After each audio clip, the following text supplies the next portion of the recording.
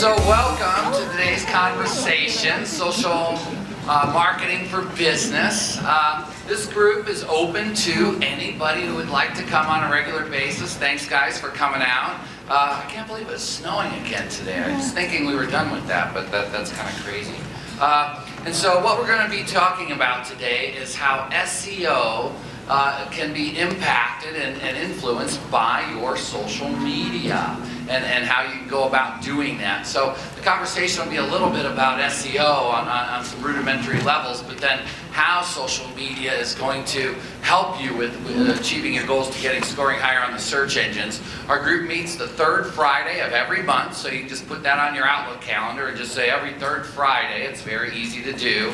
It's free, it's open. Our meetup group is meetup.com/social marketing, so you can go there to get the details about the event. And when we put together this group, we thought what a neat idea to have a monthly conversation with business people about what they're doing, what best practices they're employing, what questions they have, what's changing out there in the world, and just having a real good dialogue together about how social media can influence what you're doing out there. And our focus for this group is on the return on investment. We're all so busy today that I don't think anybody has time to just do social media because they like to or because the heck of it, right? We're kind of all here to say, how can we generate returns from participating in these activities to build more business?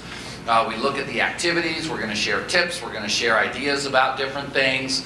We're building a database. Dale Honig is creating videos of each event, and we're going to start publishing those the following week so that if you missed the event, you want to see what was talked about, or you want to catch up, you can go to the blog and take a look at that. We're going to send out an e-newsletter the week after and say, here's the post and here's this, and people can just kind of catch up and look at different things.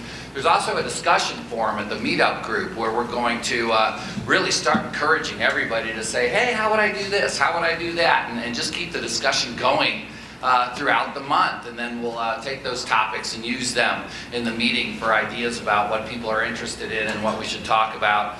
Social media is nearly endless, right? You could just do it 25 hours a day and probably not get done following everything that you'd want to follow, looking at everything you'd want to look at, posting everything you'd want to post. And so kind of taking something that can be very overwhelming and turning it into, hey, here's a system for how I'm going to do this, and this is how I'm going to measure my results, is really what our goal is for the group. You might already be doing these things, but to say, let's get a t-shirt, let's take a picture, let's make a video, let's interview a couple of the employees, let's tweet about it, let's put it up on Facebook, let's put a video on YouTube, let's put some pictures up on Flickr. And now you're saying, wow, here's how we're building community around our brand instead of just trying to sell our product or service out there in the world. And that's kind of what this is all about. It's all about how are we building engagement, how are we bringing people to our brand instead of trying to push stuff out to people. What we like to do is to have a little bit of a discussion in the beginning to just talk about how has social media changed what's going on out there in the world. And I'm going to say, how has the world created a need for social media is probably more what it is. Things don't exist without people saying, hey, I want to use them, right? So, you know, we've talked a lot about the change in the control of the message of your brand and who's influencing that, and that the control is now passed on to the general audience out there to say what they're going to say about you. And so you've got to guide and influence that. We've talked about building communities. We've talked about brand transparency and how businesses need to kind of live in a place where, you know, things need to be transparent out there in the world. New renaissance period of communications. You know, somebody asked me the other day, wow, when did all this change? And I think since the beginning of humankind, this has been changing. It's just the technology has now allowed us to all have access to any information we want right here in our pocket on our cell phones, where we can say, what do I want to know? And it's available. We've got a service where I can get your email and I can send it in, and it will tell me what stores you shop at, what social media you participate in, da-da-da-da-da. All this information's available today. And so we're at a time where one-to-one communications is very, very important. The need for businesses to create media. You know, gosh, my job is selling real estate. Now I've got a blog, and I've got to tweet, and I've got to make videos, and I have to take pictures, and I have to be on Facebook, and so that's a fundamental change. And then the last one is kind of everything's on demand. We want it now. We want it immediately. I can pull out my phone and I can text to somebody, and I almost look at that phone. This fascinates me, and think that they're going to go, oh, okay, I'll text him back this minute. Isn't that crazy? But we expect it to happen, kind of. And more and more and more, it does. I'm probably kind of old-fashioned with all of this. It amazes me when it does happen. It's, wow, really? Okay, this is how it goes. And so, to start our conversation today, I wanted to kind of get an idea about how everybody communicates out there, right? So, texting back and forth, or emailing back and forth, or picking up the telephone back and forth. What's funny, what goes through my mind is, it used to be that we would write probably letters back and forth, right? Who here has a correspondence going by mail right now with anybody? Nobody.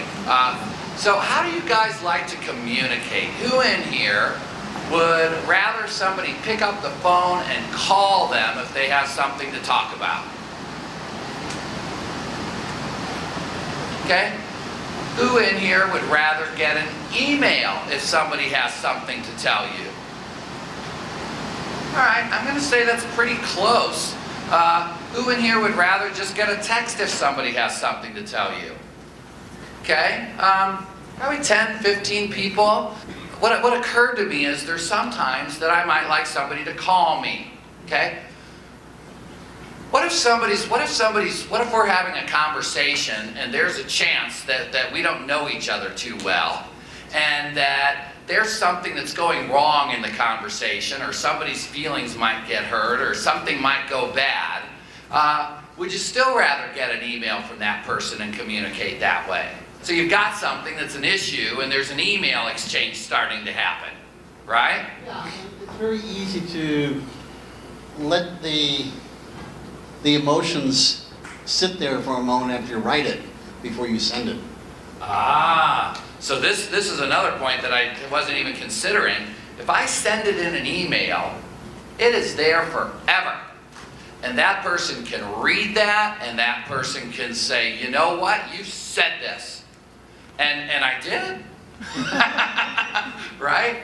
So it's out there, and it's there, and if it's not nice. So I've read something, and I'm gonna have these percentages mixed up. But when I'm talking to somebody, right, 80% of what I'm saying is how I look, right? And I think another like 13% of what I'm saying is how I sound.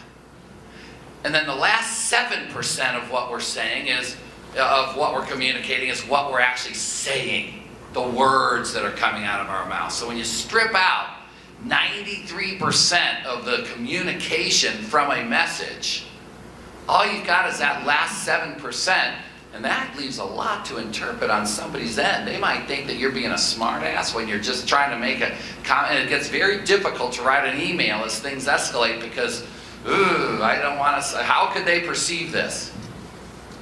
The other advantage with the email is you can go ahead and do it and send it, and if you are in a positive mode, that's great. You pick up the phone, you may not get a hold of that person for another day. So if you send them the email, they can look at the timestamp and know that you responded immediately. So there you go, it's an immediate response. And I've had people maybe send me an email asking me a serious question about something that I didn't want them to misinterpret, and say, hey, I got your email, love to talk to you about this, let me know when we can chat. Maybe, and so I think that's an okay idea. Those people that like to get a text, hey, I'm texting and that sort of thing.